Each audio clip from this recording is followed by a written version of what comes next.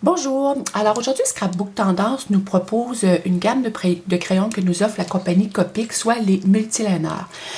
Qu'est-ce que c'est ces crayons-là? Ce sont des crayons pour faire plein de choses finalement en scrapbooking, genre si une étampe est mal étampée, au lieu de jeter notre carton avec notre étampe, il y a moyen de corriger notre étampe avec ces crayons-là. Celles qui aiment beaucoup faire des écritures sur leur carte ou sur leur page, moi je m'en sers beaucoup pour faire des motifs dans mes robes ou mes pantalons de mes cartes que je colore au Copic. Celle qui aime faire le doodling, c'est vraiment l'outil parfait. Juste pour faire votre petite signature de carte. Bref, il y a une multitude de choses que vous pouvez faire avec ces crayons-là. Alors, ces crayons-là viennent en deux versions, si vous voulez. Vous avez la version qui est réutilisable et la version qui est tout simplement jetable une fois qu'elle est terminée. Alors, la différence entre les deux, évidemment, il y a une question de prix. C'est sûr que le réutilisable est plus dispendieux. Par contre, ça reste que c'est un crayon que vous pouvez garder à vie. Pourquoi? Parce que les crayons sont refilables autant pour leur pointe.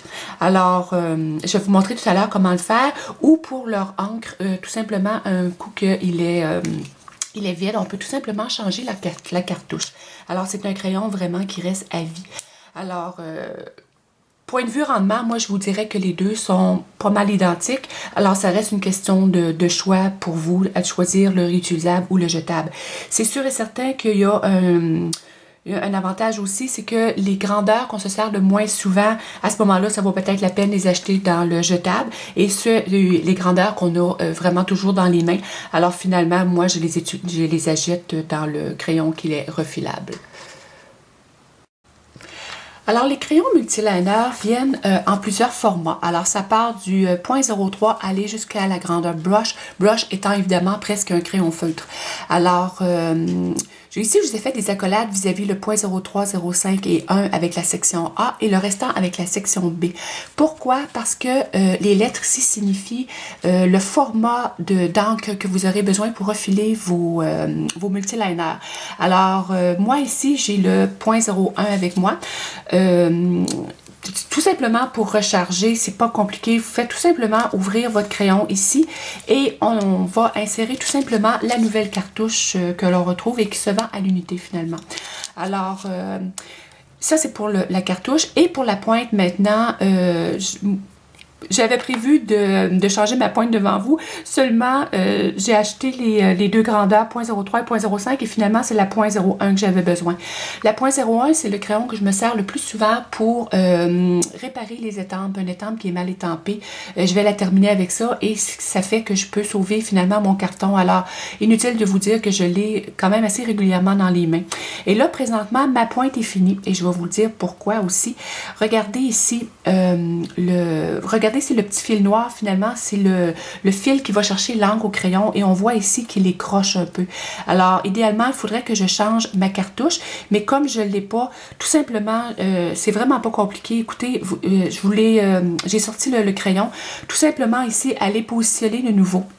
Vous allez voir ici, vous remarquerez que le fil est vraiment droit. Alors, quand on va insérer le fil dans le crayon, tout simplement faire attention pour pas qu'il ne se torde. Et écoutez, je vais vous dire que moi, ça fait presque 2 ans que j'utilise mon crayon et je l'utilise vraiment régulièrement et c'est la première fois que je vais changer ma pointe. Et je ne l'ai pas encore refilé. Alors, c'est pour vous dire qu'avec une pointe et un refil, on fait vraiment longtemps. Alors, c'est sûr que, comme je vous disais tout à l'heure, il est un petit peu plus cher à l'achat, mais je crois qu'en bout de ligne, vraiment, pour une grandeur qu'on se sert souvent, c'est vraiment l'idéal. Alors, la chose merveilleuse dans ces crayons-là, c'est que pour une fois, on ne s'astine plus ceux qui sont utilisateurs de crayons Distress ou de Copic. Le crayon est bon pour nous tous. C'est un crayon qui est water et Copic proof. Ça veut dire que ce soit des encres à l'eau ou des encres à alcool, le crayon est bon. Et ça, c'est quelque chose qui est vraiment merveilleux. Alors, j'ai fait le test parce que, écoutez, pour les Copic, c'était certain, j'étais convaincue que ça passerait parce que c'est de la marque Copic. Par contre, je vais vous dire que j'étais un petit peu sceptique pour les langues Distress. Alors, Pour le Copic, alors, ça, je savais ici que ça fonctionnerait, j'avais pas de problème avec ça, mais comme je vous dis, j'ai eu un petit doute sur avec l'angle Distress. Alors, je l'ai fait, et regardez, je le fais devant vous, et voilà. Vraiment, que ce soit pour un ou pour l'autre, le crayon est facilement adaptable. Alors, contrairement au papier ou aux autres choses qu'on a besoin pour travailler nos différents médiums, les amateurs de Distress et de Copic sont vraiment choyés pour ça ici. La compagnie Copic nous offre ces crayons-là en noir. C'est vraiment la couleur, selon moi, la plus utile. Mais elle les offre aussi en différentes couleurs. Alors, ils viennent aussi en vente en l'unité ou en paquet. Alors, c'est certain que présentement, ils ne sont pas à la boutique, mais je suis convaincue que si ça vous intéresse, un petit coup de fil à Annie, elle serait sûrement probablement capable de vous les avoir.